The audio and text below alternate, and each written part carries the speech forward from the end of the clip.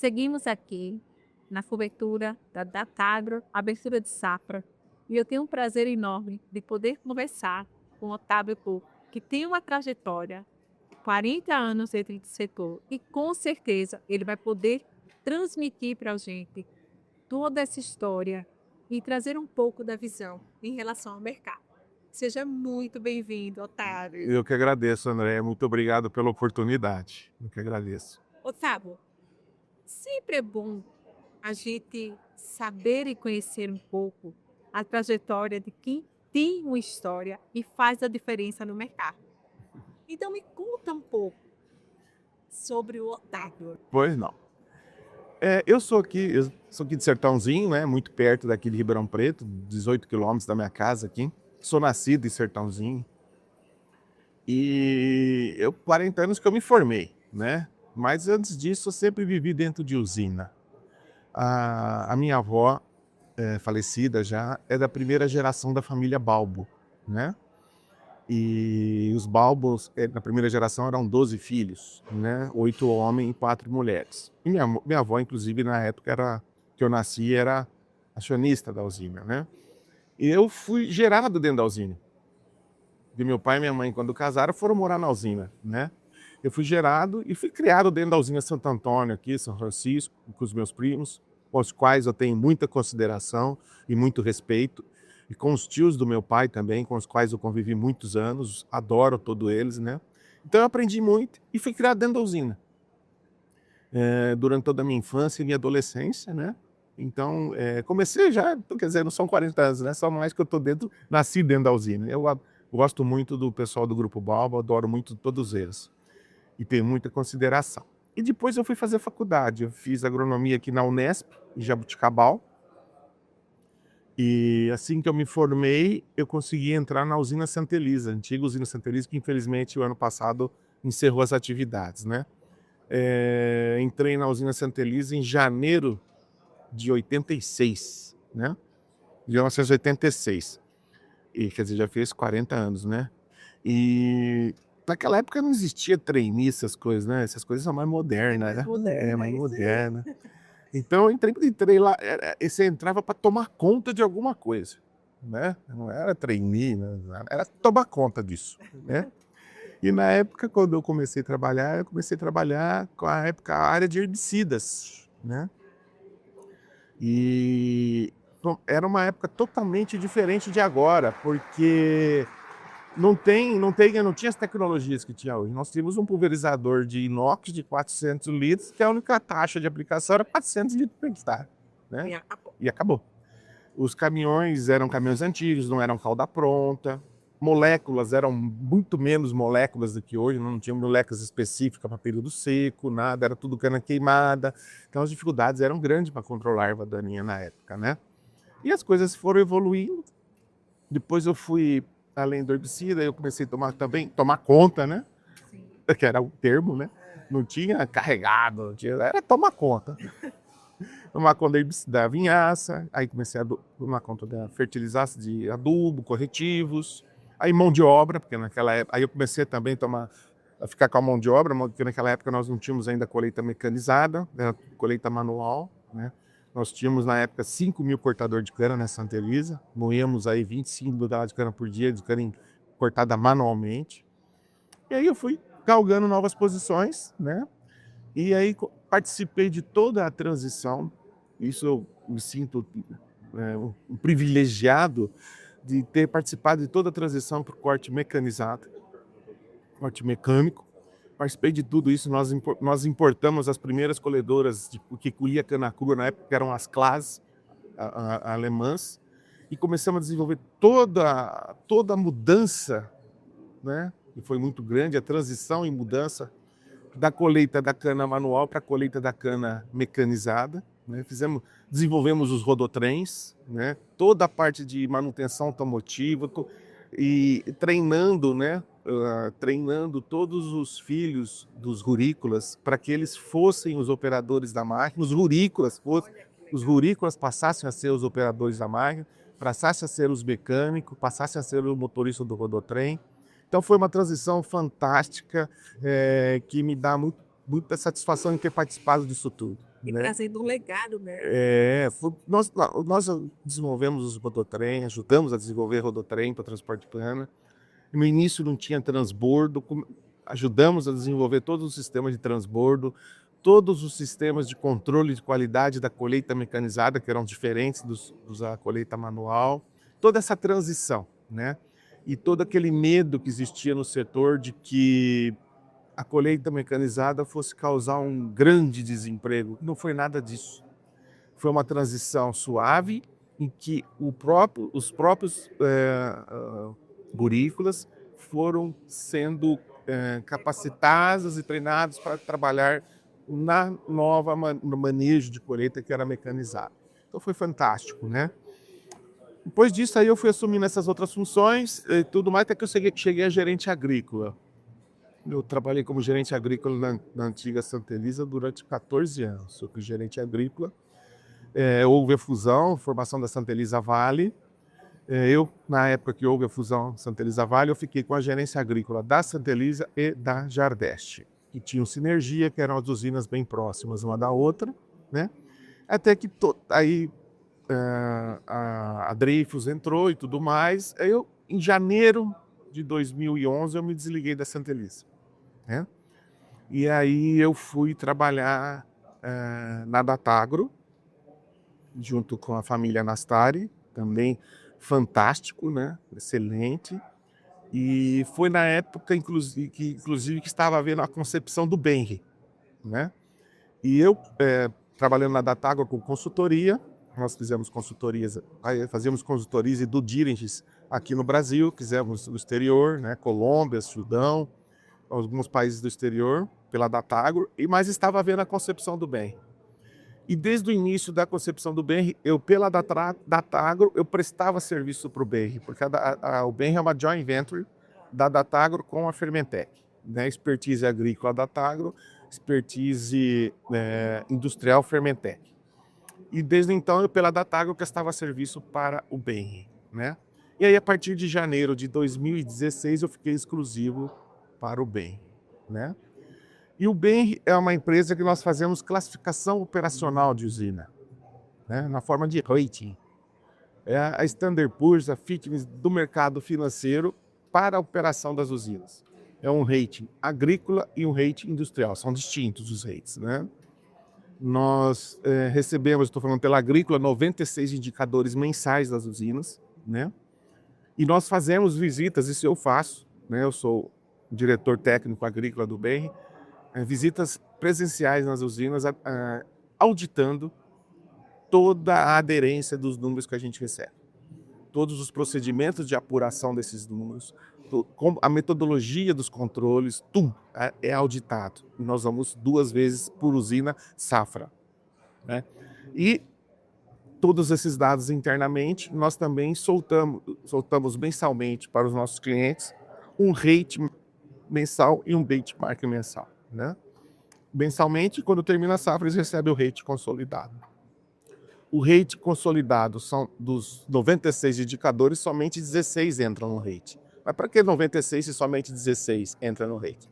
É que além das nossas visitas de auditoria em loco, os outros indicadores, os outros 80, ajudam a mapear a aderência dos 16 que entram no rate. Cada indicador tem um peso específico, né? De acordo com a importância econômica dele. E aí sai um rate consolidado agrícola, um rate consolidado industrial, que vai de AAA a D, e cada nota com viés positivo ou viés negativo idêntico ao mercado financeiro, né? É muito utilizado hoje o rating, né? E como ele é muito diferente do benchmark, porque, por exemplo, na safra 24, 25, 84 toneladas por hectare, que é o rate B, é o médio. Você era B. Esse ano passado, 25, 26, B, 72 já era B. Então, ele acompanha a flutuação e é diferente de um comparativo via benchmark, que é número absoluto. Sim. Né? Então, as usinas usam isso muito para gestão, para barter, para o mercado financeiro, porque o Benri é uma fotografia, o rating é uma fotografia da operação e também do risco operacional. Então, o mercado financeiro compreende muito os resultados de rating das usinas, né? E é basicamente isso, né? Não sei se é muita coisa, pouca coisa. Não, é bastante informação e eu vejo, Paty, a importância que isso tem para tomada de decisão Não tem dúvida. em uma usina onde a gente tem inúmeros, né, assim, inúmeros pontos Sim. que são que se unem e aí tendo um material como esse, o impacto que isso dá Muito tudo em bem. relação à tomada de decisão, em relação a Planos de ações. plano de ação. E é assim, como nós somos totalmente independentes, nós temos um compliance muito sério, muito grande, um compliance enorme, tudo é muito extremamente sigiloso, tudo trabalhado em nuvem, né? Sim. Tudo muito sigiloso, e nós somos independentes. Quer dizer, o que nós geramos para a usina não gera conflito internamente na usina porque nós somos de fora e totalmente independentes, né? Há mais de 15 anos nós fazemos isso. Nós já fizemos rating em mais de 90 usinas, né? No Brasil inteiro. Então, isso dentro da usina, vou falar do ponto de vista de gestão. Vou pegar um indicador X, né? Para esse indicador, a usina está com triple B, com viés positivo, BBB+, por exemplo. Mas a usina, dentro disso, ela tem que, junto com o seu colegiado, eleger qual que é o ponto de equilíbrio para aquele indicador. Porque, de repente, ela está numa situação, numa condição edafoclimática, uma localização de ambientes, edafo solo, clima, né? Sim. Que ela não consegue ter uma produtividade agrícola mais que triple B, por exemplo, ou que duplo B, né? A não ser que ela invista pesadamente em irrigação, que custa muito caro. Então ela tem que investir aos poucos. Mas ela traça planos de ação em cima disso. Um plano diretor, de modo que, hoje o meu B, eu não posso sair do B. O B é o que eu tenho dentro da minha condição. E o que eu preciso para chegar no 2Bs? Quantos anos eu preciso de investimento? E para no 3, planejamento. Isso para todos os outros indicadores. Nós temos indicadores de plantio, indicadores de colheita, né? Indicadores de quantitativos, qualitativos. Então, para cada indicador são feitos, isso é muito usado nas usinas, para traçar planos de ação junto com a equipe. E todo ano ele recebe o rate novo, mensalmente ele já recebe, né? Porque não adianta só receber o rate na hora que acabou a safra, não. Sim. Mensalmente, todo dia 18, eles estão recebendo um rate mensal e um benchmark mensal, né?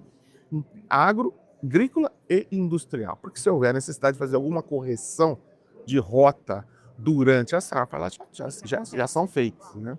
Nós não somos consultores, né? Nós somos auditores, porque quem faz auditoria não dá consultoria, tem conflito de interesse, né? Então, nós somos auditores. Então, isso é muito importante. Então, e além disso, no mercado financeiro, então, para gestão, várias unidades adotam os indicadores do Benro nos planos de remuneração variável, né? Então, muitas unidades usam isso também em termos de remuneração variável mensal e anual, né? Então, tudo isso é muito interessante. Isso gestão, né? O mercado financeiro, né? Então, o mercado financeiro também usa muito, porque de repente você tem uma unidade que esteja bem alavancado financeiramente, mas ela tem um bom rate agrícola e industrial. Então, o mercado financeiro vê que ela tem potencial, que ela tem capacidade de gerar caixa, né? Tem baixo risco. Então, isso tudo mexe em termos de spread e tudo mais. Então, barter, aquisições, fusão, aquisição, tudo isso, o rate é muito usado, Que né? maravilha. E, Otávio, é muito interessante um ponto que você traz e que eu acredito muito. Eu sempre falo isso, que quando a gente tem números, informação e embasamento, a gente consegue tomar as melhores decisões e, mesmo não sendo possível ter essa, essa oportunidade de mudança, né, de rei para um nível maior, mas se consegue fazer um planejamento Planejamento é muito e um importante. plano de ação bem feito, embasado bem em embasado. números fidedignos, Exatamente. auditados, e que todas as usinas que nós trabalhamos, nós recebemos os números apurados na mesma metodologia. Quer dizer, você não compara laranja com banana, é laranja com laranja. Então, todos os inputs são idênticos. Então, são números fidedignos, auditados, né, de uma empresa independente e uma empresa proveniente de outras grandes empresas, que é a Datagro e Fermentec, né? Então, isso é muito importante. E dentro do setor hoje, né,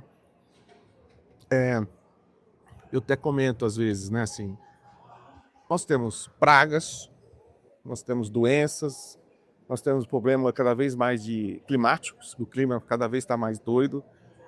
Então, pragas, você tem soluções paliativas ou corretivas, doenças, idem, clima. É difícil, mas você pode trabalhar com preparo de solo profundo, trabalhar com irrigação, tudo. Mas o que eu vejo mais hoje, o grande desafio do setor é mão de obra. Uma escassez muito grande de mão de obra. Então, quando eu comecei a trabalhar na usina, 40 anos atrás, a usina, todo mundo morava na usina. Tinha colônia, morava todo mundo lá. Hoje não. Então, todos esses números que a gente fornece são muito usados junto a todos, junto com as pessoas, trabalhando as pessoas, motivando e mostrando onde ela está, o que ela pode chegar, onde ela, entendeu? Então, porque realmente hoje você tem que trabalhar muito com as pessoas, Sim, muito, cada vez mais. Então, ela tendo um número que ela confia, que ela acredita, que ela se oriente por ele, isso é fantástico. Números acreditados, sim. né? Então, isso eu digo que hoje o maior desafio é trabalhar dentro do setor, área agrícola, que trabalha de segunda a segunda, 24 horas por dia, é nós estarmos trabalhando com as pessoas, que está cada vez mais escasso, Sim. né?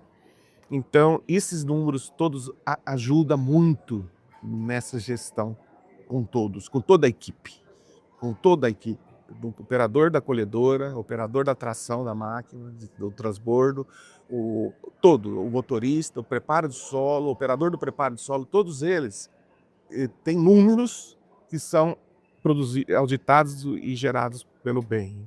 E você citou algo que é muito importante, que é a questão, você acompanhou toda essa transição, né, o Capa?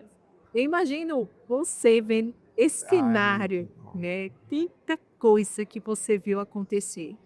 E tem muito a ver com os dias de hoje em vários setores, Todo. né, porque as pessoas elas sofrem tanto por antecedência, né, ao marginar, e eu falo assim, eu falo isso até para os meus filhos, às vezes a gente vê um leão, um elefante enorme, e passou a transição, o corte manual O mecanizado. para o mecanizado, e as coisas fluíram, né? Normalmente não mudou nada. Assim, tem trabalho para todos.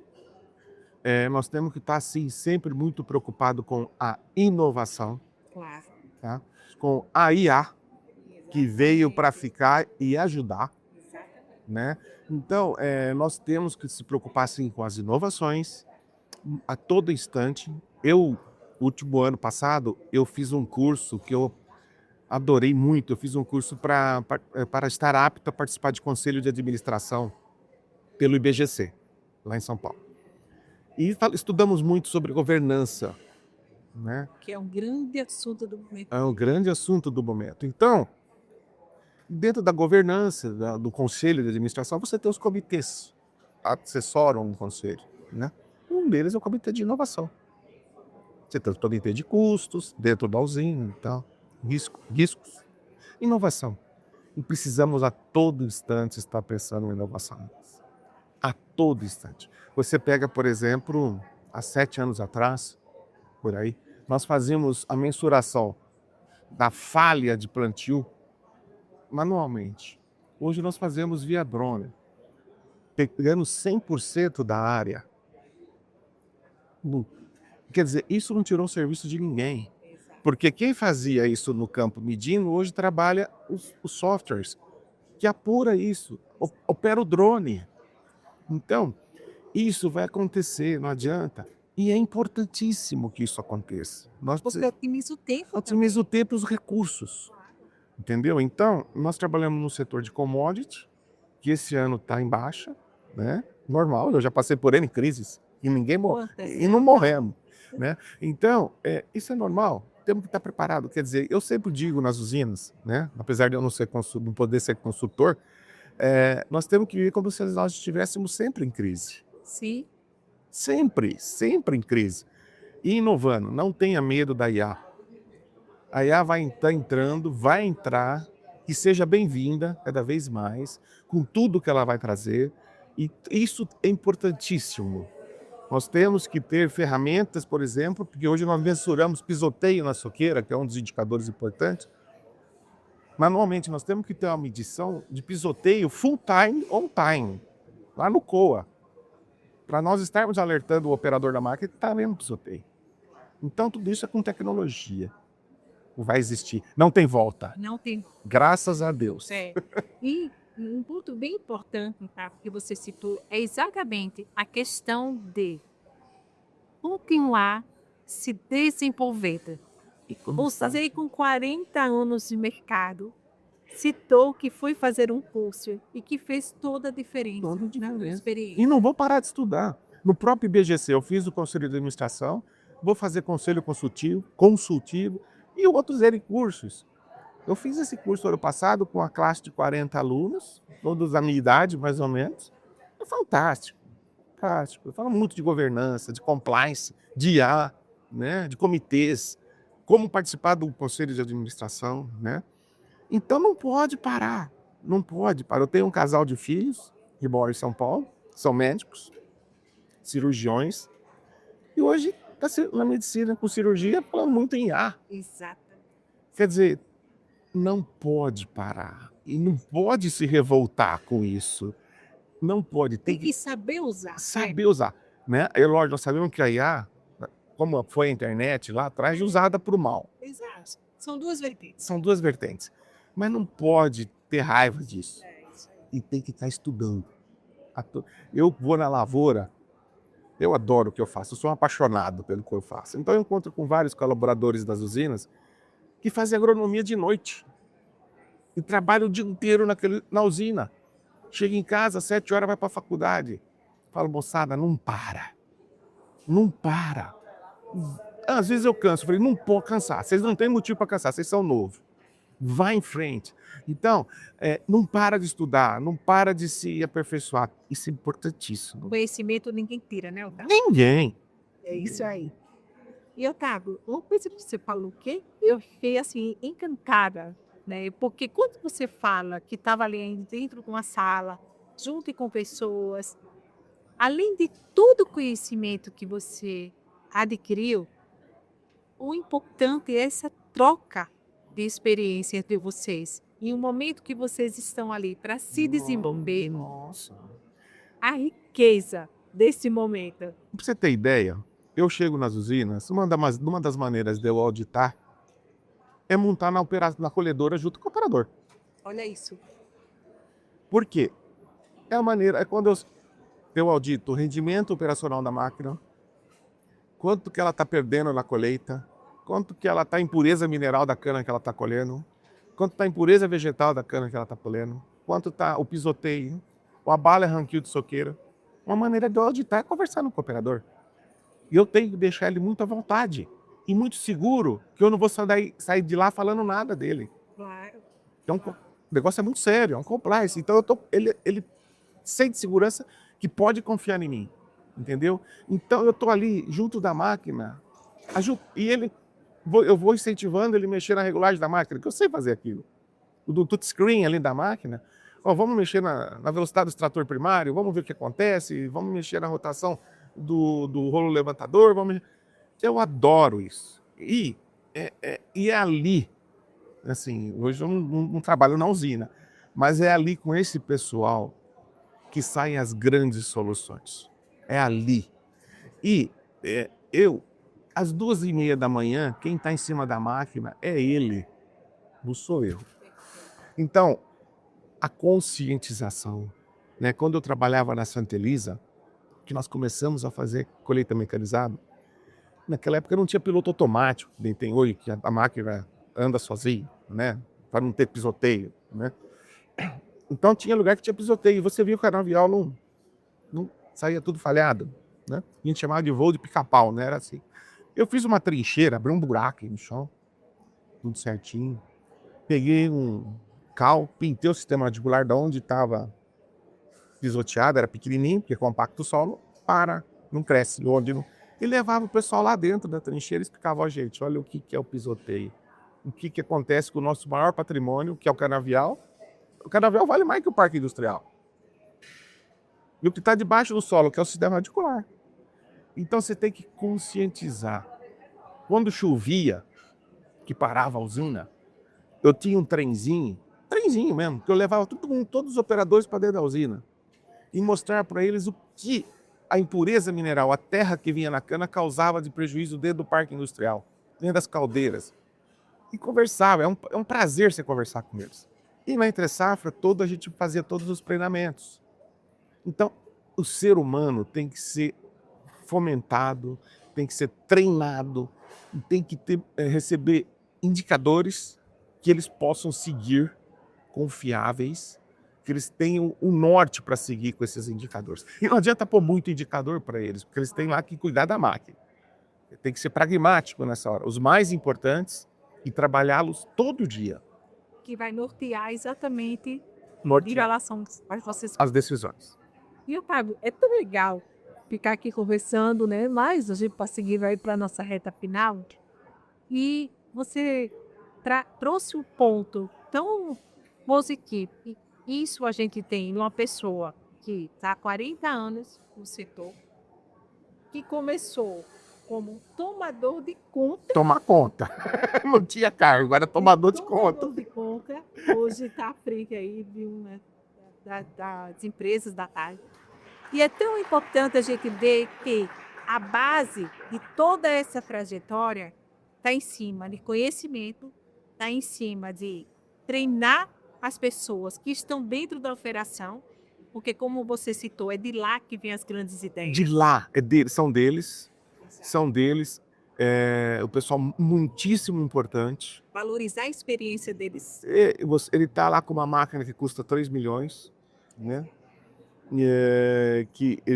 Porque e todo cuidado, porque hoje nas usinas todo mundo só fala em custo. Tá bom, importante falar em custo, mas calma com isso.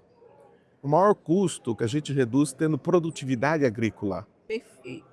Tendo longevidade do canal, ao invés de reformar com 5, reformar com 7, 8 cortes. Então, cuidado na hora de trabalhar o custo.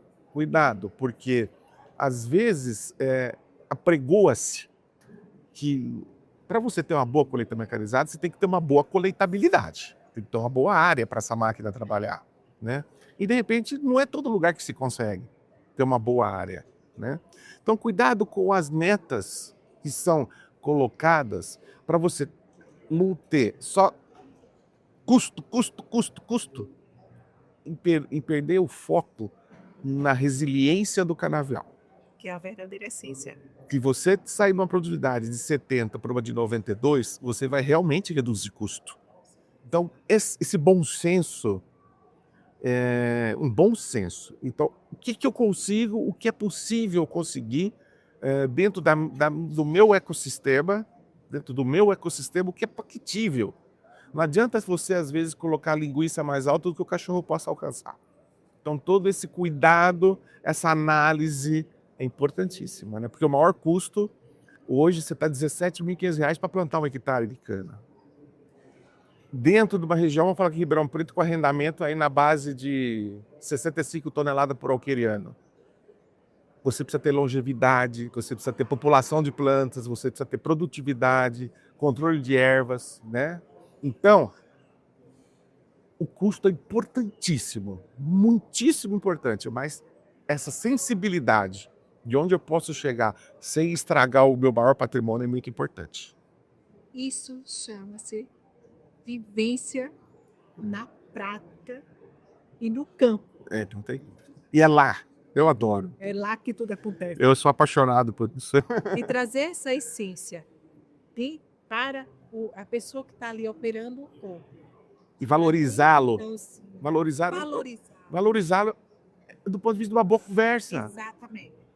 Porque hoje em dia eu sou tudo bem, é o WhatsApp. Mas manda pro WhatsApp e O olho no olho. tá no grupo. É isso. Não é assim, tá no grupo. Eu lembro quando começou a surgir o e-mail na usina. Mandei o e-mail. Era assim o pessoal, mandei no e-mail. Calma. Então, tá no grupo. Não é só isso de estar no grupo. O pessoal tem 500 grupos. Até às vezes ele não acha o grupo da usina. Então, é importante, muito. Mas não esqueça que a gente está lidando com pessoas. E precisa estar conversando, envolvendo, né? Não deixa ele sozinho. Isso é importantíssimo, porque é ele que faz.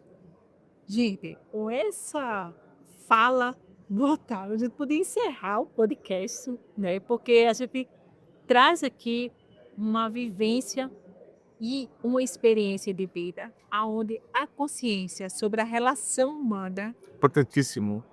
ela acontece antes de qualquer relação online. Sem dúvida. Sem dúvida. São pessoas São pessoas. E que fazem. e que fazem, exatamente. E Otávio, para a gente ir para a reta final, eu queria saber de você. Você falou de um momento muito importante, recente, que foi você estar lá se capacitando com pessoas. No evento da TAG, abertura de safra. É importantíssimo. Muito importante. É o maior do mundo. Exatamente. É o maior do mundo. Eu tenho o grande prazer de estar trabalhando com a família Nastari e com a família Amorim Fermentec há 15 anos, né? Então, é o maior evento de açúcar e álcool do mundo, né? Além de todo o conteúdo técnico, você tem uma grande chance de um enorme network. Perfeito. Então, é mais Relação. relação. São pessoas que das usinas, porque as usinas hoje absorvem muito, cada vez mais, né? O pessoal tem que ler 200 e-mails por dia, você imagina como absorve. Exatamente. Esse eu não sei, eu acho que isso é um problema, né? Mas, eles marcam esse encontro para estarem conversando. Então, além de participar dos network, das palestras, os intervalos do coquetel ontem no final do dia, é um grande espaço para o pessoal estar se encontrando. Então, Além da informação. além de toda a informação dos conteúdos, que daqui a pouco atualização. eu vou fazer uma palestra já, estão me esperando ali na salinha. Além de todos esses conteúdos, que são fantásticos, né? Nós temos uma pessoa aí que é fantástica, Dr. Plínio Nastari, né? Ele, não temos nem o que dizer, ele é fantástico, né? Que arregimenta tudo isso junto com os filhos, né? Com o Gui, com o Luiz Felipe, com o Peu e com a Luíse, né? Então é fantástico, além de todo esse conteúdo, esse espaço de network é fantástico, é o maior evento do mundo. Então, para finalizar, o que você poderia dizer para as pessoas, para o jovem, né, que está querendo ingressar dentro do setor agrícola? Olha, esse é o grande desafio, um dos, né? Mexer com o ser humano. Hoje, a moçada está muito voltada só para a área tecnológica. Se você for querer fazer um recrutamento para os jovens mexerem com drone, vai aparecer um monte. Mas não é só isso, né? Não é só isso. Então, tem que pôr o pé no chão, tem que ir para a lavoura, sujar a botina, tomar sol, pôr a touca árabe, ficar no sol, entendeu? É o todo. Tem que amar aquilo que faz, tem que ter paixão naquilo, entendeu? Então é importante. Hoje a preocupação que eu vejo é que os jovens estão muito só pegados à tecnologia. Ótimo, excelente, mas não fiquem só nisso. Não fiquem. Tem a vivência. Tenha a vivência e vão saber a tecnologia. Com a tecnologia ela está apurando tudo aquilo, mas você tem que saber de onde está saindo tudo. Então, viver a lavoura, viver o campo, viver as dificuldades, né? Viver as dores do campo, as dores de quem está trabalhando lá, conversar, viver aquilo lá. Então, ir para a lavoura. Eu falei dos 200 e-mails por dia, porque hoje o pessoal fica lendo e-mail, às vezes está com dificuldade de ir para a lavoura. E tem que ir para a lavoura. Tento ficar atrás do computador. Não! Então não adianta. O importante é o mínimo possível. É campo. E tem que conversar com a cana. Entendeu? Tem que estar lá conversando com a cana. Então, o que eu digo para o pessoal que está entrando, formando agora mesmo, ótima tecnologia, mas não esqueça, é campo. É uma roupa suja por dia. É campo. Perfeito. Adorei. Adorei, Otávio. Otávio, algo que você vê que foi o ponto de virada na sua trajetória? Olha, quando eu saí da usina, né? Porque eu tava. Na operação você fica extremamente acelerado. Claro. Era 24 horas por dia. Eu dormia com o radinho de comunicação na cabeceira da minha cama, minha mulher reclamando do barulho. A hora que eu acordava, o radinho tinha acabado a bateria. No outro dia, eu saía já da minha casa, no rádio da usina, conversando com todo mundo. Quer dizer, aceleradíssimo, né? Aí, quando eu mudei de atividade, eu tive que treinar o desaceleramento. Adaptação. Então, treinar. Por exemplo, eu nunca saía da usina durante o dia. Quando eu não estava na usina, que às vezes eu tinha que ir no banco durante o dia, eu me sentia, pô, o que eu estou fazendo aqui essa hora no banco? Não é normal isso. Operação. Não é normal. Vamos me ver aqui, vão pensar que o que eu estou pensando de mim? Né? Então, essa desaceleração foi a parte mais difícil. Né? E hoje a gente vai desacelerando, né? Um pouco também já com a idade, eu tenho 62 anos. E ir nas usinas, auditar é uma arte, né? Porque eu já estive do lado de cá, eu já fui auditado. Isso é. Então, quando você vai auditar, você não tem que ser o chato que está indo lá. Você tem que saber as dores que eles têm. E aí, sim, você consegue fazer uma auditoria, né? Consegue fazer com que eles estejam te esperando para a próxima visita, né?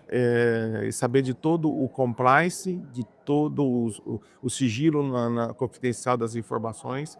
Então, é uma arte fazer auditoria. Então, isso você vai aprendendo. Então, é uma outra coisa totalmente diferente, né? E é gostoso, né? Então, eu tenho, graças a Deus, um excelente relacionamento com todos, isso eu posso dizer mesmo, modéstia à parte, excelente relacionamento com todos os nossos clientes, com todos, e por conta dessa ética, o caráter, né, que é um valor, ética, nessa condução de todo esse trabalho hoje de auditoria, todo esse compliance, né, e toda essa conduta, né, que graças a Deus veio de família, e graças a Deus eu consegui transmitir para os meus filhos que são médicos. Isso chama-se legado. Obrigado. Gente, finalizo aqui a entrevista com o Otávio com o coração assim, explodindo de felicidade por toda a aula que eu tive aqui. E o Otávio que veio de tomador de conta de setor e hoje se encontra à frente aí de uma das empresas da Data. Mas o mais legal de tudo é ver que nessa trajetória do Otávio, ele se coloca no lugar de quem está sendo auditado. Ou seja, não é sobre auditar, é sobre levar soluções dentro da realidade de cada empresa que ele visita. Muito obrigada. Eu que agradeço a oportunidade, estamos à disposição. Muito obrigada. Obrigado.